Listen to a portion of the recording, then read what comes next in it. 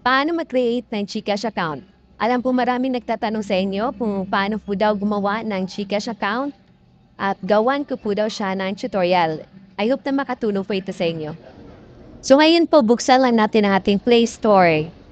Ayan, so kapag na-open na po natin ang ating Play Store, i-type natin sa search engine ang GCash. Yan, so type natin GCash, then lalabas po dyan sa una, GCash tap flag natin. So kapag lalabas na po si GCash dyan, ayan, so i-install lang po natin. Then hintayin na po natin na mag 100% po siya na install. Then kapag naka-install na po siya, itap lang natin ang open. Ayan, so i-open na natin ang GCash. Hintayin lang natin guys kasi po mahina po yung connection. Then, i-okay lang po natin ang permissions. Ayan, then only this time, tap lang natin, then tap allow. Then, tap allow. I-allow lang po natin siya. Yan po yan kasi yung mga permission na kakailangan ng GCash. Ayan, so dito, iti-type natin itong number na gusto natin i-create sa GCash. Ayan. Then kapag na-type na po ang number, i-next na po natin. Then, tap send code.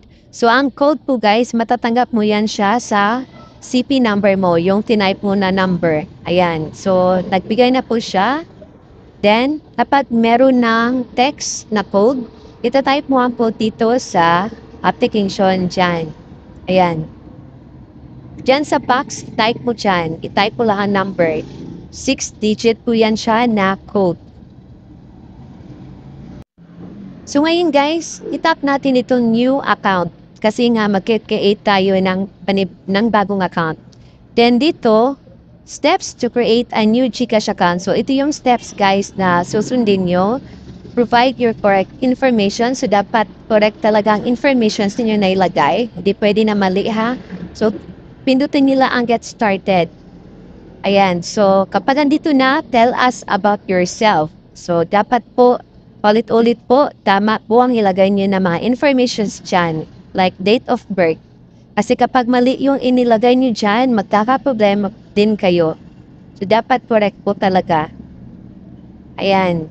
So ilagay niyo ang date of birth niyo, then are you a Filipino? So yes, then i-confirm lang natin.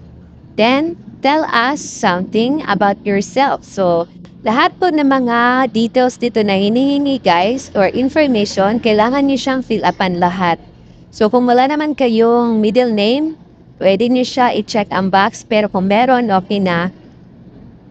Then date of birth, Filipino, ayan, so ang dami, may zip code. So kapag na-fill upan nyo na guys, kung meron kayong referral code, pwede nyo siya ilagay dyan. Pero pag wala naman, i-next nyo lang siya. Ayan, so tap nyo lang ang next. So again po guys ha, kapag may mali po dyan, magkakaproblema po talaga kayo. So double check nyo talaga para if ever na may mali po dyan, pwede kayong mag-back para i-edit nyo ang namali. To correct po. Ayan, so confirm lang po natin. Tap lang natin ang confirm. Ayan, so dito guys, maglagay kayo ng MPIN. 4-digit po yan na MPIN. Yan yung gagamitin nyo once na mag-login kayo or mag-open kayo sa inyong GCash account. Ayan, so for example, lagay natin ang MPIN, then pwede kayo maglagay dyan ng napakasimpleng code lang para hindi nyo siya malimutan at hindi kayo mahirapan na mag-login sa inyong GCash account. So kapag nakalagay na kayo, itap nyo lang ang confirm. Yan, so itap lang natin ang confirm. Then, before natin itap ang confirm, itap natin ang box kasi hindi yan siya makukonfirm kapag hindi natap ang box.